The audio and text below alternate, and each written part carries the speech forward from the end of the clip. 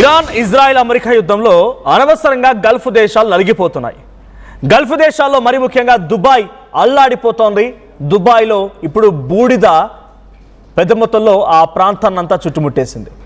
దుబాయ్లో బాంబుల వర్షం కురిపిస్తోంది ఇరాన్. సెంట్రల్ దుబాయ్లో వందల డ్రోన్లు మిసైళ్లతో అటాక్ చేస్తోంది. అమెరికా బ్యాంకులు స్థావరాల టార్గెట్గా ఈ దాడులు జరుగుతూ ఉన్నాయి. దుబాయ్ ఇంటర్నేషనల్ ఫైనాన్షియల్ సెంటర్ పైన ఇరాన్ అటాక్ చేసింది. అమెరికా బ్యాంకులకు ఆర్థిక కేంద్ర బిందుగా ఉన్నటువంటి బిల్డింగ్ పైన కూడా బాంబులతో దాడి చేసింది ఇరాన్. అయితే దుబాయ్ జుమేరా బీచ్ వద్ద డ్రోన్లతో దాడులు చేయడంతో ఇరాన్ బాంబులతో దుబాయ్ అంతా దద్దరిల్లిపోతోంది.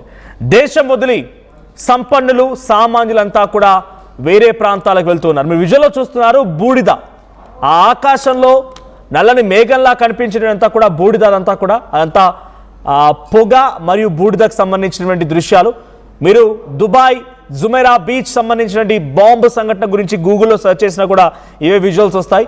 సో దుబాయ్ ప్రాంతం అంతా కూడా ఆకాశంలో మొత్తం బూడిద చెలరేగుతోంది, బూడిద కనబడుతోంది. సో అక్కడ కొంత ఇబ్బందికర పరిస్థితి ఉంది.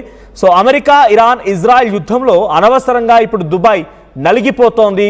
దుబాయ్ పూర్తిగా మయమైపోతోంది.